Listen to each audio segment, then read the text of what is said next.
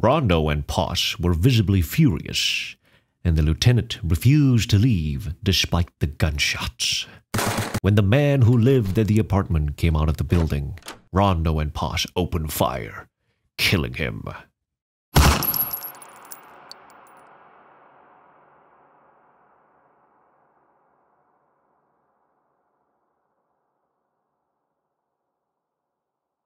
The New York Times described how the episode unfolded. It was about 7 o'clock on a cloudy night in Brooklyn when Rondo and Poss accosted a man and a woman. The two of them pulled a pistol and tried to take the woman's money, but the couple resisted and escaped. At the apartment, Mr. Smith started to explain the robbery, but the three men suddenly attacked, guns blazing.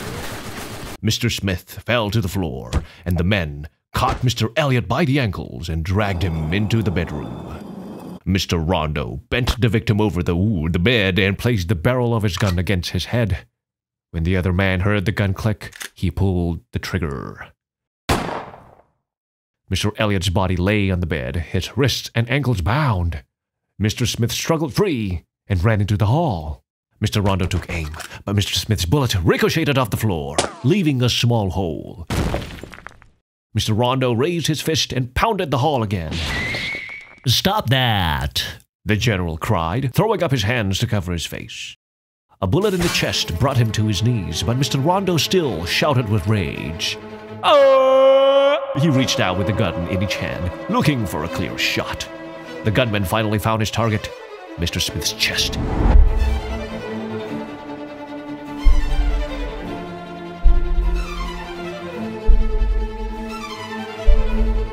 But Mr. Rondo hit only air. Mr. Rondo fell heavily on the floor. Mr. Rondo looked up, his face contorted, and cursed with fury. He never heard the gunshots. The gunman had climbed into a building and fired at Mr. Rondo. The man looked like an apparition, stiff, motionless, slumped in a dark corner, smoking a cigarette. His coat was stained with blood, and his tie hanging loosely. A gun is in one of his hands, a pistol he had laid down when he began shooting. "Mr. Rondo!" the general called, waving for the others to come closer. "Mr. Rondo is hit and we have to go." The wounded man lay breathing softly, his breathing slowing with each pump of a morphine pump. "That's good," he said when the doctor came close. "I'm trying." "We all saw that. We have to go," the general said. But Mr. Rondo was barely breathing, struggling to stay alive. When the others put him on a stretcher, Mr. Rondo managed to kick his legs to keep himself awake. The man climbed into a truck, and Mr. Rondo's body suddenly went limp.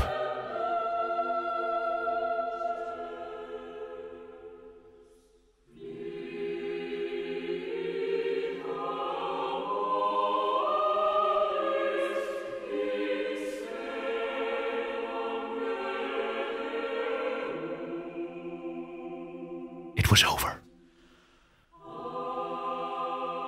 The truck headed back to Camp Bradley, and Mr. Rondo never regained consciousness. The general told the driver to go directly to a doctor. He looked around one more time before climbing into the truck. He looked behind him. "Why?" he asked. "Mr. Rondo is dead," a soldier said. "Dead?" the general asked, looking behind him again. "Why?"